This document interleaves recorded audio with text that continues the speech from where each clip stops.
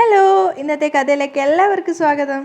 അങ്ങനെ നമ്മുടെ വിലാസിനി ആകെ മൊത്തം ഡിസ്റ്റർബ്ഡ് ആയിട്ടാണുള്ളത്. തലവേദന സഹിക്കാൻ വയ്യാതെ ചുവരിനൊക്കെ തലയിങ്ങനെ ഇട്ട് അടിക്കുകയാണ്. അത് കണ്ടുകൊണ്ടാണ് ഭദ്രം കയറി വരുന്നത്. അപ്പോൾ ഭദ്രം പറയുന്നുണ്ട്, എടി നീ ഇവിടെ കിടന്ന് ഇങ്ങനെ അഭിനയിക്കാതെ ഇത് നീ പോയി നമ്മുടെ മരുമകളുടെ മുന്നിൽ കാണിക്കേ ചെല്ല്. പക്ഷേ വിലാസിനിയുടെ ആ ഒരു പ്രകടനം കാണുമ്പോൾ ശരിക്കും നമുക്ക് ഫീൽ ചെയ്യുന്നുണ്ടായിരുന്നു അവർക്ക് നല്ല തലവേദന ഉണ്ട് എന്നുള്ളത്. അപ്പോൾ അവർ സങ്കടത്തോടു കൂടി ഭദ്രനോട് പറയാണ്, നിങ്ങൾക്കൊക്കെ എന്തെങ്കിലും ഒരു ചെറിയ അസുഖം വന്നാൽ പോലും ഹോസ്പിറ്റലിൽ കൊണ്ടുപോകാൻ ഞാനുണ്ട്. ഞാനിവിടെ വേദന കൊണ്ട് പൊളഞ്ഞ് ചാവാൻ തുടങ്ങുമ്പോഴും നിങ്ങൾക്ക് കളിയാ. അവർ മുടിയൊക്കെ ഇങ്ങനെ കുത്തിപ്പിടിച്ച് വേദന സഹിക്കാൻ വയ്യാതെയാണ് കരഞ്ഞുകൊണ്ട് പറയുന്നത്. അത് കഴിഞ്ഞ് നെഞ്ചത്തൊക്കെ അടിച്ച് കരഞ്ഞുകൊണ്ട് പറയാണ്, എൻ്റെ ദൈവമേ, ഇക്കണക്കിന് ചത്തുപോയാലും നിങ്ങൾ പറയും മരിച്ചു കിടന്ന് അഭിനയിക്കുകയാണെന്ന്. പക്ഷേ ഭദ്രൻ അതിനൊന്നും വലിയ വില കൊടുക്കുന്നില്ല. എന്നിട്ട് അയാൾ പറയുന്നുണ്ട്, നീ ഇപ്പം എന്ത് കാണിച്ചാലും എന്ത് പറഞ്ഞാലും ആശുപത്രി കൊടുക്കാൻ എൻ്റെ കയ്യിൽ കാശില്ല. നിൻ്റെ മോളോട് ചെന്ന് ചോദിക്ക്. അപ്പം വിലാസിനി സങ്കടത്തോടെ കരഞ്ഞോട് പറയാണ്, കള്ളിനും കാഞ്ഞിരത്തിനും ഞാൻ നിങ്ങളുടെ കൂടെ നടന്നിട്ട് ഇപ്പം ഞാൻ പറയുന്നത് ആരും വിശ്വസിക്കുന്നില്ല. അവർ വേദന കൊണ്ട് ഇങ്ങനെ നെറ്റി പിടിച്ചുകൊണ്ടേ ഇരിക്കുകയാണ്. എന്നിട്ട് ഭദ്രനോട് ചോദിക്കുന്നുണ്ട്, ചികിത്സിക്കാൻ വേണ്ടി കാശിന് വേണ്ടി ഞാൻ മറ്റുള്ളവരുടെ മുമ്പ് പോയി തെണ്ടണോ? അത് കേട്ടപ്പോൾ ഭദ്രൻ വീണ്ടും പറയാണ്, ആ നല്ല ഡയലോഗ്. ഈ ഡയലോഗ് നമ്മുടെ മരുമോളുടെയോ മോളുടെയോ മുമ്പ് പോയി അടിച്ചാൽ നല്ല സെൻറ്റിമെൻറ്റ്സ് കിട്ടും. അയാൾ പറയുമ്പോഴേക്കും അത് കേട്ടുകൊണ്ടാണ് പ്രിയ അങ്ങോട്ടേക്ക് വരുന്നത്. അപ്പോൾ പ്രിയ പറയുന്നുണ്ട്, എത്ര സെൻറ്റിമെൻറ്റ്സ് ഡയലോഗ് അടിച്ചാലും ഞങ്ങളുടെ കയ്യിൽ നിന്ന് ചില്ലി കാശ് കിട്ടില്ല. അപ്പോഴും വിലാസിന് സഹിക്കാൻ വയ്യാത്ത വേദന കാരണം പൊളയാണ്. എന്നിട്ട് അവർ പറയുന്നുണ്ട്, ദൈവമേ, ഈ സഹിക്കാൻ കഴിയാത്ത വേദന കാരണം കണ്ണ് പോലും കാണാതായി. അവർ ശരിക്കും ഒറിജിനലായിട്ട് തന്നെയാണ് വേദന എടുക്കുന്നുണ്ടായിരുന്നത്. പക്ഷേ ഇവരുടെ ആദ്യമുള്ള പ്രകടനം കാരണം ആരും അവരുടെ സത്യം വിശ്വസിക്കുന്നുണ്ടായിരുന്നില്ല. അപ്പം ഭദ്രൻ പ്രിയയോട് പറയുന്നുണ്ട്, ദേ മരുമകളെ, ഇവിടെ കിടന്ന് വേദന കൊണ്ട് മരിച്ചാലേ മരുമകൾ പോലീസ് സ്റ്റേഷനിലേക്ക് പോകേണ്ടി വരും. അപ്പോൾ പ്രിയ പറയുന്നുണ്ട്, കാശ് കിട്ടാൻ വേണ്ടി ഇതല്ല ഇതിനപ്പുറവും നിങ്ങൾ രണ്ടുപേരും പറയും. ഇനി അതിനു വേണ്ടി ഒലക്കൊക്കെ എടുത്ത് രണ്ടുപേരും തലക്കടിക്കാനും മടിക്കില്ല.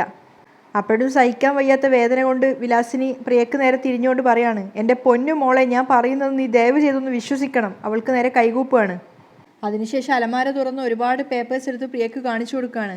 മോളെ, ദേ ഇത്രയും ടെസ്റ്റ് എനിക്ക് ചെയ്യാനുള്ളതാ, ഇതൊക്കെ ഉടനെ ചെയ്യണം. പിന്നെ കൂടുതലൊന്നും പറയാൻ നിൽക്കാതെ അവർ വേദന കൊണ്ട് അവിടെ ബെഡിൽ പോയി ഇരിക്കുകയാണ്. അപ്പോഴേക്കും ഭദ്രൻ പറയുന്നുണ്ട്, മോളെ, അതിനുള്ള കാശ് ഇങ്ങ് തന്നാൽ മതി, വിലാസിനിയും കൂട്ടിക്കൊണ്ടുപോയി ഞാൻ ടെസ്റ്റുകളൊക്കെ നടത്തിക്കോളാം. അപ്പോൾ പ്രിയ അച്ഛനെ നേരെ തിരിഞ്ഞുകൊണ്ട് ചോദിക്കുകയാണ്, അച്ഛൻ്റെ കയ്യിൽ കാശ് തരാനോ? നടന്നത് തന്നെ.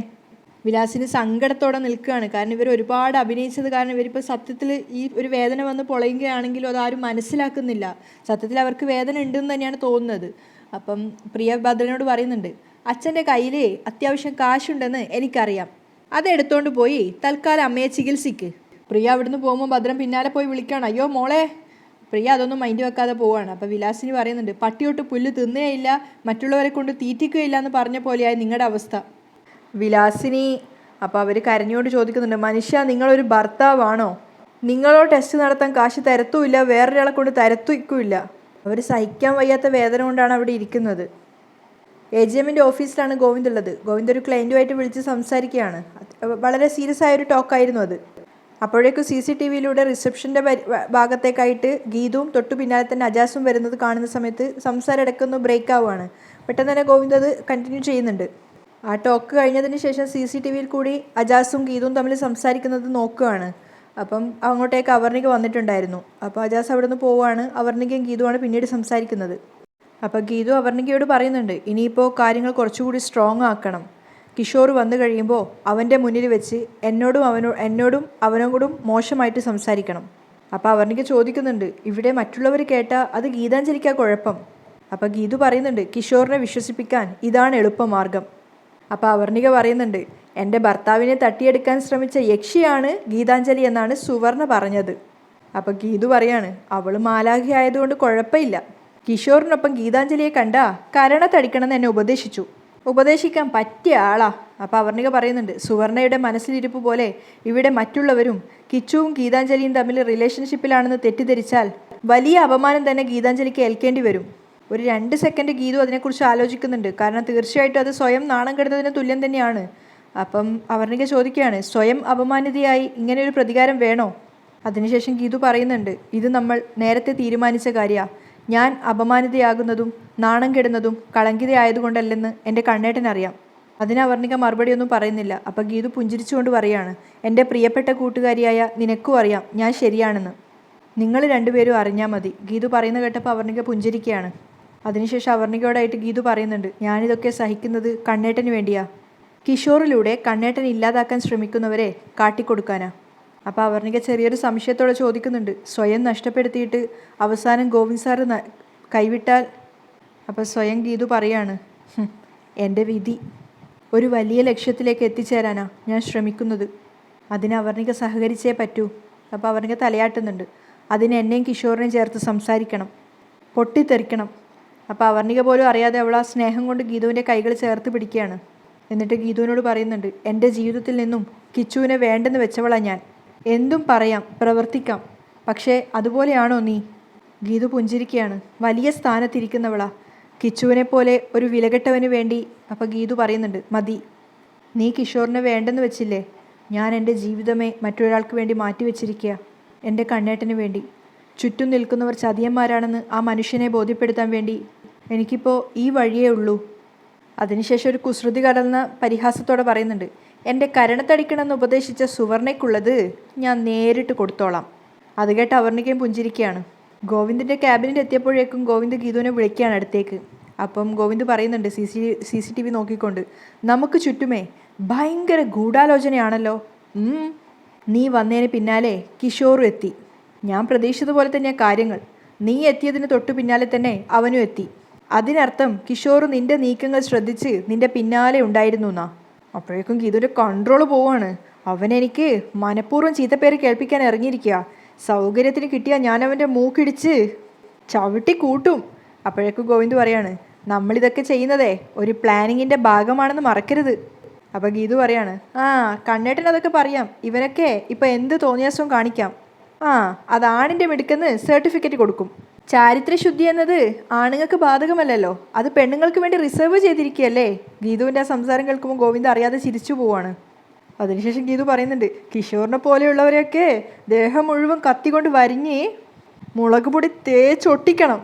ഗീതുവിന് സ്വയം നിയന്ത്രിക്കാൻ പറ്റുന്നില്ല.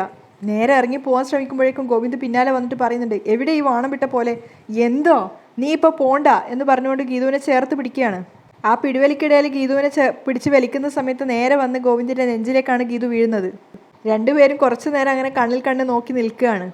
ആ നൃത്തത്തിൽ തന്നെ ഗീതുവിനോട് ഗോവിന്ദ് പറയുന്നുണ്ട്, എല്ലാ ആണുങ്ങളെയും അടച്ചങ്ങനെ ആക്ഷേപിക്കേണ്ട, നിന്റെ പരിശുദ്ധി 916. അപ്പോൾ പുഞ്ചിരിച്ചുകൊണ്ട് തന്നെ ഗീതുവും പറയാണ്, അതെനിക്കറിയാം. അപ്പോഴേക്കും ഗോവിന്ദ് വേഗം പിടിവിടുകയാണ്. എന്നിട്ട് സ്ഥലകാലം ബോധം വന്നതുപോലെ പറയുന്നുണ്ട്, മറ്റുള്ളവരെ കാണിക്കാൻ ഇൻറ്റിമസി കാണിച്ച് അറിയാതെ ഇടയ്ക്കിടയ്ക്ക് ബോഡി ടച്ചിങ് കൂടുന്നുണ്ടല്ലേ? ചമ്മിക്കൊണ്ടാണ് ഗോവിന്ദ് ചോദിക്കുന്നത്. അപ്പോൾ ഗീതു പുഞ്ചിരിച്ചുകൊണ്ടാണ് അത് കേൾക്കുന്നത്. അപ്പോൾ ഗോവിന്ദ് പറയുന്നുണ്ട്, സോറി. അപ്പോൾ ഗീതു ചിരിച്ചുകൊണ്ട് പറയാണ്, താങ്ക്സ്. അതെന്തിനാ താങ്ക്സ്? അപ്പോൾ പെട്ടെന്ന് ഗീതു ഓർമ്മയിൽ നിന്ന് മാറിക്കൊണ്ട് പറയും, അത് കണ്ണേട്ടൻ പറഞ്ഞ സോറിക്കുള്ള താങ്ക്സാ. ആദ്യം പുഞ്ചിരിച്ചെങ്കിലും ഗോവിന്ദ് പിന്നീട് വിചാരിക്കും, അതെന്തിനാ താങ്ക്സ് എന്നുള്ളത് അങ്ങനെ പറഞ്ഞത്. അതിനുശേഷം ഗീതു വീണ്ടും പോകാൻ ശ്രമിക്കുമ്പോൾ ഗോവിന്ദ് വീണ്ടും അവളുടെ കൈയിൽ കയറി പിടിക്കുകയാണ്. നിക്ക്. ഗീതു തിരിഞ്ഞു നോക്കിയപ്പോഴേക്കും പെട്ടെന്ന് കയ്യിൽ നിന്നും കൈ വിടുകയാണ്. കാരണം അറിയാതെ വീണ്ടും തൊട്ടുപോയി എന്നുള്ളൊരു അർത്ഥത്തിൽ. സോറി, സുവർണ ആർക്കോ ഫോൺ ചെയ്യുന്നുണ്ടായിരുന്നു. ചേതൻ ഗ്രൂപ്പിനാവാനാ സാധ്യത. നമ്മൾ തമ്മിൽ ശത്രുതയിലാണെന്നും ഈ സമയം വിനിയോഗിക്കണമെന്ന് പറയാനും ആയിരിക്കും. അപ്പോൾ ഗീതു പറയാണ്, എങ്കിലുടനെ ചേതൻ ഗ്രൂപ്പ് ലീഡേഴ്സ് ഇവിടെ എത്തും.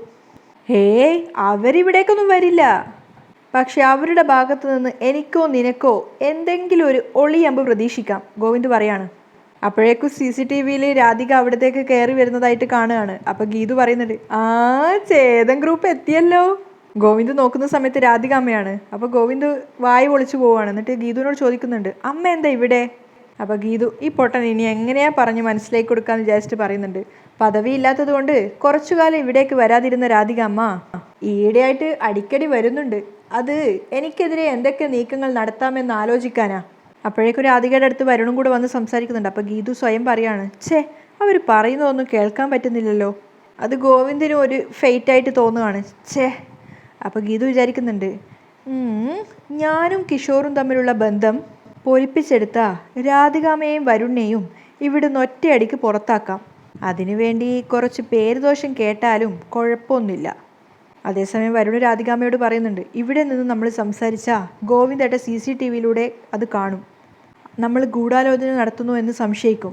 അപ്പോൾ രാധിക ചിരിച്ചുകൊണ്ട് പറയാണ്, അതിന് നമ്മൾ നടത്തുന്നത് ഗൂഢാലോചനയാണെന്ന് കണ്ണൻ അറിയില്ലല്ലോ.